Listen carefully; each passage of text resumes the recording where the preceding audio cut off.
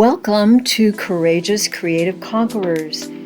I'm your host, Jean Voice Dart, Expressive Arts psychotherapist, credentialed teacher, and coach.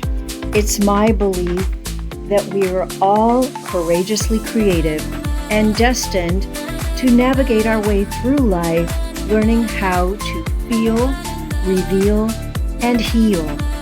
And we do this safely and effectively through the expressive arts. Hi, everyone. I'm Jean Boyce Dart, the host of Courageous Creative Conquerors, and I have with me today Gabrielle Kaplan-Mayer, and she is an author and a spiritual director and a creative coach. Welcome, Gabrielle. Thank you, Jean. It's so good to be here with you.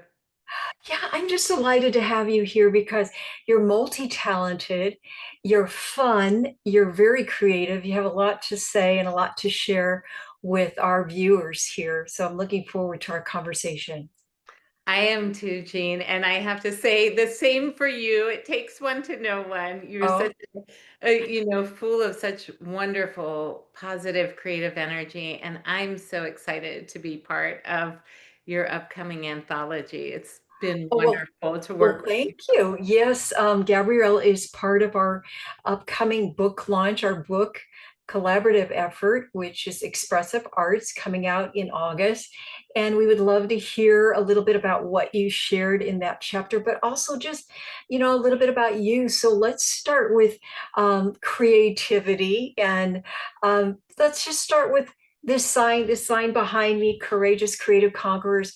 What does it mean to you to be courageously creative, and how have you done that throughout your life? Well, Jean, I love that phrase, putting together courage and creativity. I think we don't often think about that. I know for myself as a child, creativity was just there. I love storytelling. I had a very rich imagination. I could think in terms of stories. By the time I got to third grade, I was so blessed. I had a teacher who recognized that in me. And so she gave me extra time to write stories. And her faith in me gave me the courage. I was like 8 years old in third grade to say, I'm a writer, because she took my little work and, would put it in books for me, little booklets. And I think as we grow up, we have a lot of voices outside of us that can shut that down. Yes. Perfectionist voices, right? Or we're not good enough. Or if you're an artist or writer, you get rejection trying to sell work commercial. There's so many things. Or we have other responsibilities. We don't listen to our creative voice. So for me, that is courage to say, like, actually, that thing I felt as a child, that was a soul connection. That was really important. And I think the conquering, when we can conquer our fears and doubts, it opens so much. Yeah, that's a great example. I had a similar experience, not that early though. That's pretty early. That happened to you, that you knew that you were a writer at 8 years old. But yeah, I was writing actually very young, at about that age, in my diary, Mhm. my Barbie doll diary. Yeah. and and it just was so nice when teachers recognize your skill as a musician or artist or writer, and particularly in our writing class when we were teenagers, Mm. all the different people together, thrown together, and we're all acknowledging each other's work as writers and complimenting each other, and now we're friends, saying hi Oh, at that's calls. so incredible. It's Yeah, we so have this. powerful. Yeah. Or if we're in the band or the choir, we have this thing, we come together and we create, and it's just magical. Yeah. It really is. And it opens something up between people. We're so often in our life very isolated. I think the society and culture around us isolates us in different ways. And Yeah. the creativity is a bond. And when I lead expressive writing circles, I do it on Zoom. people coming in from different countries, different time zones, maybe new to participating with me, have never met each other. And I'll, bring people in, set some guidelines so everyone feels safe, offer a writing prompt, and say, this time is for you. There is no pressure to share this, but we'll do some writing, pause, listen to some music, breathe, let our nervous systems calm. And then I'll just open it up and say, would anyone like to share? That's And beautiful. right. And then I get the one person who's that courageous, Yeah. creative conqueror who would jump in, read a couple lines. And I usually say, Jean, like, read a line or two, pick a line or two, and we'll hear. And then the next person will go, and the next person, and the next person. And we could know each other after that hour in a much deeper way and like a much more heartfelt, soul connected way than maybe people you work with every day or your neighbor you say hello to. But the creativity it really opens your soul. That's lovely. Thank you for sharing that. Yeah, it does. And even know each other better than family, you know. Oh, for sure, for Yeah. sure. Because you're really, I think with, in what I do with writing is the path, and they're all different kind of paths. But, and this is what I write about in my chapter a lot, Jean, but just bringing your truth to the page, bringing whatever you're feeling. There's no judgment. And I think that's why it's also so good for relieving stress, because you may have those things inside you felt scared to say or not safe to say, but you can bring anything to the page. And what is the title of your chapter? Finding your soul's voice, the right words.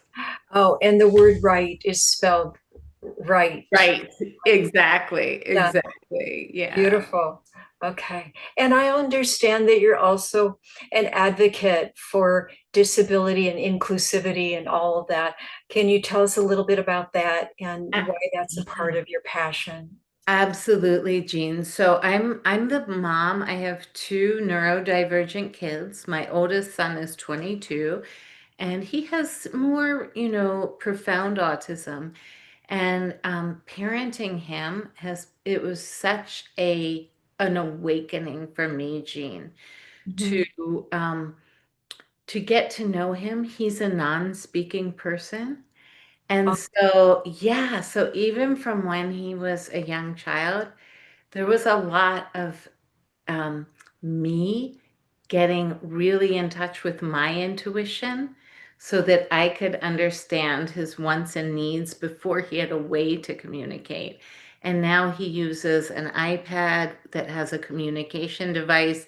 He can, Ah, he can express wants and needs, but a lot of the way his soul comes through is in music. He loves music, and he'll pick different songs and we'll listen to them. And there's like such a joy in him.